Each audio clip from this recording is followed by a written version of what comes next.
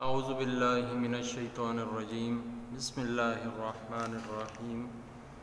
وَيَسْأَلُونَكَ اور آپ سے پوچھتے ہیں عن الحیض حیض کے حکم کے بارے میں قل آپ کہہ دیجئے ہوا اذن وہ گندگی ہے فاعتزلوا النساء پس تم الگ رہو عورتوں سے فی المحیض حیض کے وقت ولا تقربوہن اور نزدیک نہ ہو ان کے حتیٰ جب تک کہ یطہرن پاک نہ ہو جائیں فَإِذَا تَطَهَّرْنَ پھر جب خوب پاک ہو جائیں فَأْتُوهُنَّ تو جاؤ ان کے پاس من حیث جہاں سے امرکم اللہ حکم دیا تم کو اللہ نے ان اللہ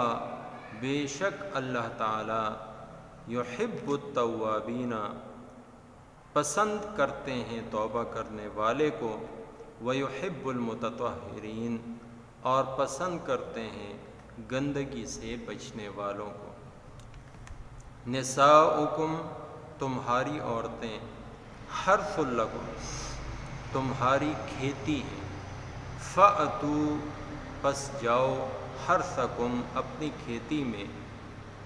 انا شئتم جہاں سے تم چاہو وقدموا اور آگے کی تدبیر کرو لانفسکم اپنے لیے واتقوا اللہ اور ڈرتے رہو اللہ تعالیٰ سے واعلموا اور جان رکھو انکم ملاقوہ کہ تم کو اس سے ملنا ہے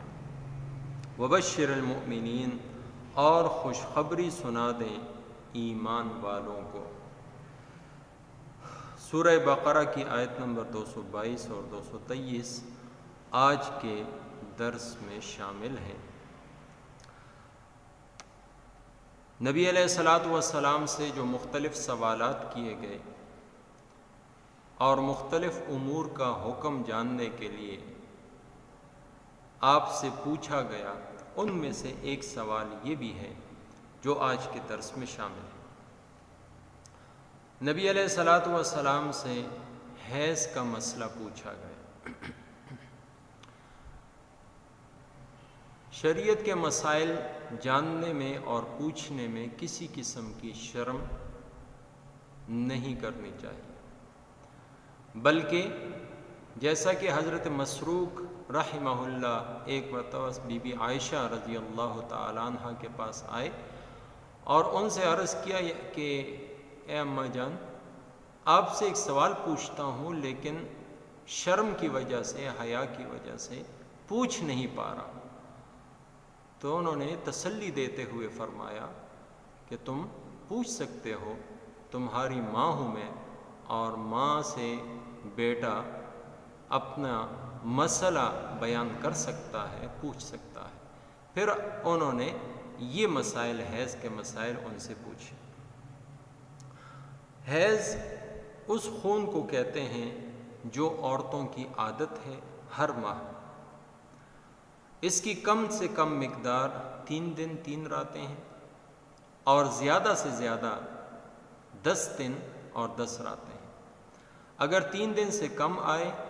یا 10 دن سے زیادہ آئے تو وہ حیض نہیں بلکہ استحاضہ یعنی بیماری کا خون شمار ہوگا۔ اس حالت میں بیوی سے صحبت کرنا اور اسی طریقے سے نماز پڑھنا، روزہ رکھنا سب حرام ہے، اور جو خلاف عادت خون آئے جسے استحاضہ یا بیماری کہا جاتا ہے، اس میں مجامعت یعنی صحبت، نماز، روزہ سب اپنے اپنے وقت پر درست ہے۔ اس کا حال ایسا ہے جیسا کہ بدن سے کسی زخم کی وجہ سے خون آئے۔ حیض کی حالت میں ایک یہودیوں کا طریقہ کار تھا اور ایک عیسائیوں کا۔ یہودی ان حالات میں، ان دنوں میں عورت سے بالکل دور رہتے، نہ اس کے ساتھ کھاتے نہ پیتے، نہ اس کے ہاتھ کا بنا ہوا کچھ استعمال کرتے، اور وہ بھی عورت بھی اپنے آپ کو ایک کمرے میں ایک گھر کے ایک حصے میں مقید کر دیتی۔ دوسری طرف نصارہ حیض کے ان ایام کو بھی اسی طرح سے گزارتے جس طرح عام دنوں میں وہ بیوی کے پاس جاتے، اس سے صحبت کرتے، اس کے ہاتھ کا کھانا پینا استعمال کرتے۔ تو اب مسلمانوں کے لیے اس میں صحیح راستہ کیا تھا، اس سوال کو لے کر صحابہ کرام نبی علیہ السلام کے پاس آئے کہ اس میں کیا کیا جائے۔ ان یہودیوں کا ایک طریقہ ہے، عیسائیوں کا بالکل اس کے الٹ طریقہ ہے۔ تو آپ علیہ الصلاۃ والسلام پر وحی نازل ہوئی کہ ان سے کہہ دیجئے کہ حیض تو اصل میں ایک گندگی ہے، اس لیے ان دنوں میں اپنی عورتوں سے الگ رہو، اور یہ الگ رہنا یہ صحبت کے اعتبار سے ہے، مجامعت کے اعتبار سے ہے، جب تک کہ وہ پاک نہ ہو جائیں، غسل نہ کر لیں، اس وقت تک ان سے دور رہو۔ ہاں جب وہ پاک ہو جائیں تو پھر آپ ان کے ساتھ، اپنی بیوی کے ساتھ صحبت کر سکتے ہیں۔ یعنی حالت حیض کہ جن دنوں میں اس کو خون آ رہا ہے، اور یہ خون مختلف رنگوں کا ہوتا ہے، زرد رنگ کا بھی ہوتا ہے، سرخ رنگ کا بھی ہوتا ہے، مٹیالے رنگ کا بھی ہوتا ہے، سبز رنگ کا بھی آ جاتا ہے، اور جب تک کہ عورت سفیدی یعنی بالکل سفید پانی نہ دیکھ لے اس وقت تک وہ پاک نہیں ہوتی، اس کا حیض منقطع نہیں ہوتا۔ جب سفید پانی اس نے دیکھ لیا تو اب وہ حیض سے پاک ہو گئی ہے، اب اس کو غسل کرنا چاہیے۔ اس حالت میں کہ جب وہ حالت حیض میں ہو، اس کے ساتھ صحبت کرنا بالکل ناجائز ہے، حرام ہے۔ ہاں اس کے ساتھ اٹھنا بیٹھنا، کھانا پینا، اس کے ہاتھ کا کھانا، اور اسی طریقے سے اس کے ساتھ سونا، یہ سب امور جائز ہیں، صرف اور صرف اس کے ساتھ صحبت نہیں کر سکتے، مباشرت نہیں کر سکتے۔ اور اگر کسی سے ایسا کوئی کام ہو گیا ہے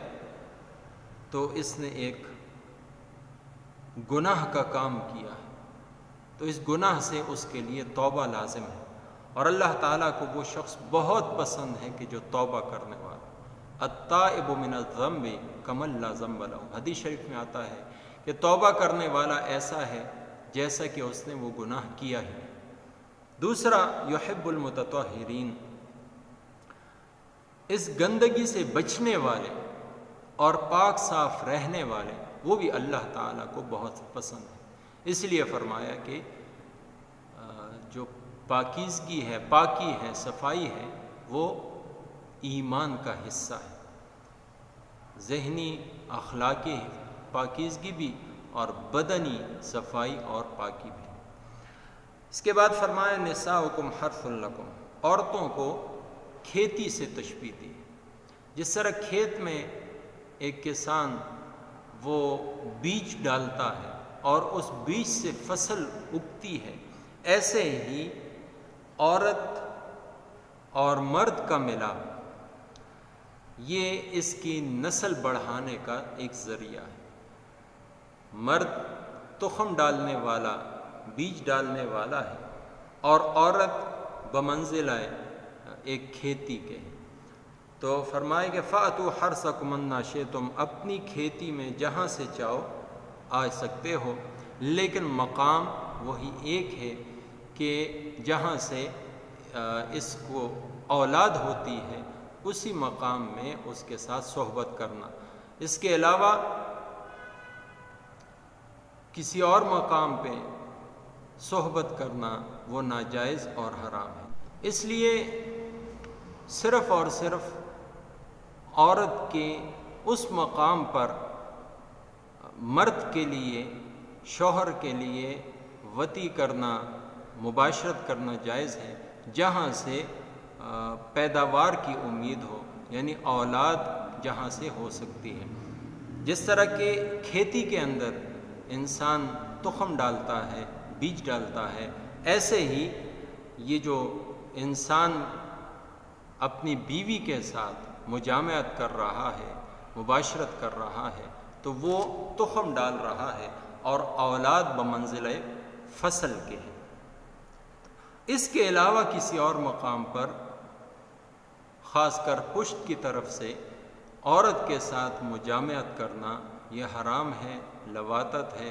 اور نبی علیہ الصلوۃ والسلام نے بہت سخت الفاظ ارشاد فرمائے کہ جو اپنی بیوی کے پاس پشت کی طرف سے صحبت کرتا ہے، لواطت کرتا ہے، تو یہ ایسا شخص ہے کہ جو میرے اوپر نازل شدہ احکامات پر ایمان ہی نہیں لایا۔ تو یہ بہت شدید وعید ہے، بہت سخت الفاظ ہیں، لہٰذا ان چیزوں کا بہت خیال رکھنا چاہیے۔ وَقَدِّمُوا لِأَنفُسِكُمْ، اور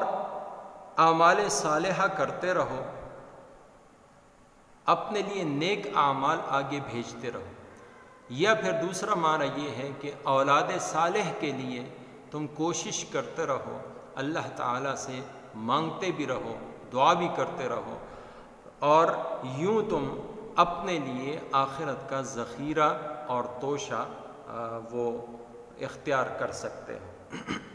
واتقوا اللہ واعلموا انکم ملاقوہ، اور یہ یاد رکھو کہ اللہ تعالیٰ سے ایک دن ملاقات کرنی ہے، لہٰذا ان احکامات میں اللہ تعالیٰ سے ڈرو۔ جب تک دل کے اندر تقویٰ ہوگا تو تمہارے لیے ہر نیک عمل آسان، اور گناہ سے بچنا تمہارے لیے آسان اور سہل ہوگا۔ حدیث شریف کے